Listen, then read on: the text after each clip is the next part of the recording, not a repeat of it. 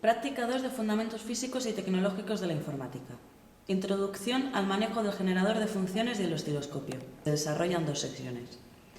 En la primera sesión se aprenderá a medir amplitudes, frecuencias y periodos de diferentes señales y se visualizará el efecto de sincronismo analizándolo. En la segunda sesión aprenderemos a generar y visualizar una señal alterna a la que se le haya añadido una señal continua y determinaremos la constante de tiempo de un circuito RC.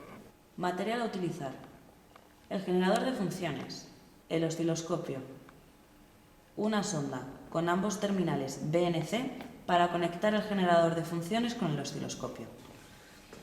Primera sesión: medida de amplitudes. Conectamos la sonda al generador de funciones, entrando por la conexión BNC de este. Para generar la señal que nos piden, hacemos lo siguiente. Pulsamos la tecla identificada con función, hasta que aparezca el símbolo que corresponde al tipo de señal triangular, y girando el mando situado bajo el visor, identificado como de frecuencia, fijamos esta en 2,5 kHz o 2500 Hz. Este valor se ha obtenido invirtiendo el periodo de 0,4 milisegundos que nos han indicado debe de tener la señal. Siempre que nos den el periodo de la señal, deberemos determinar la frecuencia correspondiente para poder generar la señal. El osciloscopio únicamente nos permite ver la señal en las condiciones de visualización elegidas, pero en ningún caso varía su característica de frecuencia o amplitud. Activamos el osciloscopio encendiéndolo mediante su tecla Power y oprimiendo la tecla GD del canal 1 vemos que sale una traza horizontal, la cual tiene que coincidir con el eje horizontal. De no ser así, la desplazamos verticalmente con el mando giratorio y post.1 hasta que coincida. Con esta operación hemos ajustado el osciloscopio para que las señales exteriores se representen adecuadamente. Si fuéramos a utilizar el canal 2 haríamos lo mismo, pero con el GD y el mando y post.2 del canal 2. En cuanto a la amplitud, en el generador de funciones no tenemos visualización de su valor, pero sabemos que se puede variar esta girando el mando situado en la parte superior derecha del generador, identificado como de amplitud. Para poder conocer el valor de la amplitud, hemos de introducir la señal en el osciloscopio y sobre su gráfica medirla en el eje vertical. Lo haremos un poco después. En la pantalla del osciloscopio aparece la señal triangular que hemos producido en el generador. Esta señal sabemos que tiene como frecuencia 2500 Hz, pues así la hemos fijado y visualizado en la pantalla del generador de funciones. Pero su amplitud, hasta el momento de visualizarla en el osciloscopio, no la conocemos. Movemos el mando de amplitud del generador de funciones y comprobamos cómo varía la amplitud de la señal que estamos viendo en el osciloscopio. La ajustamos para que sea de 12 voltios pico a pico. Recordar que cada cuadrado grande del eje vertical es una división y por tanto su valor es el que indica el potenciómetro del canal 1, señalado como voltios partido división. Multiplicando la escala por el número de divisiones obtenemos, obviamente, la amplitud de 12 voltios.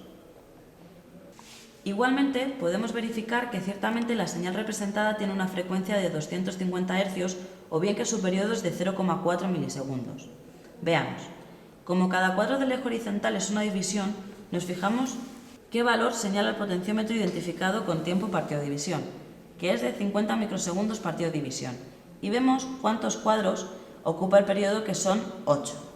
Por tanto, multiplicando el valor de la escala 50 microsegundos partido división por el número de divisiones 8, obtenemos un periodo de 400 microsegundos o 0,4 milisegundos, que se corresponde con la frecuencia de 2500 Hz, como ya sabíamos. Mediante el osciloscopio hemos visto cómo podemos determinar la amplitud de la señal que se está visualizando, midiendo esta en el eje vertical y su periodo que medimos en la horizontal, utilizando para ello el valor de la escala que hemos fijado mediante los potenciómetros identificados respectivamente con voltios partido división y tiempo partido división.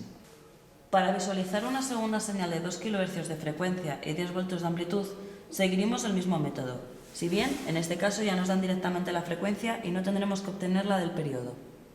Observando el efecto de sincronismo. El efecto de sincronismo se tiene que producir entre la señal exterior que llega al osciloscopio por las placas horizontales, que son las que producen deflexión vertical, y la señal en diente de sierra, base de tiempos, que genera el osciloscopio y pasa por las placas verticales que producen la deflexión horizontal.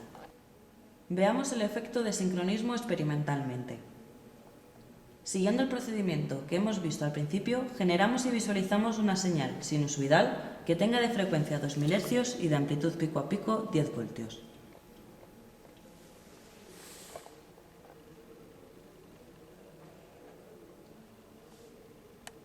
En el osciloscopio vamos a actuar sobre el circuito de disparo mediante la tecla trick.mode, identificada con AT-NM, y el mando giratorio level.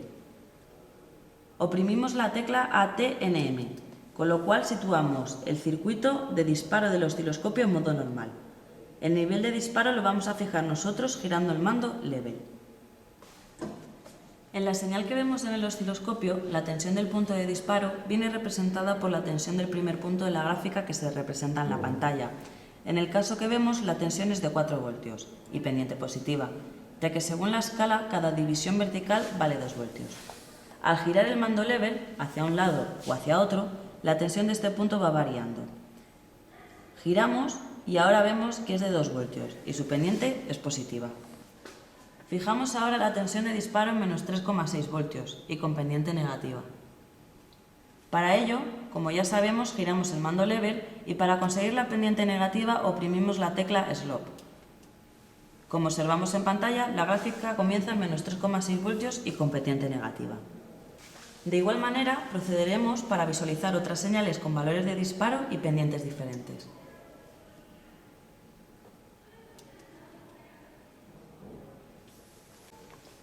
La tecla AT-NM, cuando está sin oprimir, es decir, en AT, hace que el circuito de disparo lo haga automáticamente, sincronizándose con la señal externa y visualizándose esta. En nuestro caso, esta tecla la hemos oprimido y estamos en modo NM, con lo cual, mediante level, hemos fijado el punto de disparo.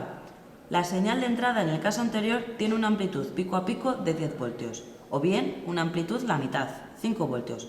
Es decir, que la señal varía entre más 5 y menos 5 voltios.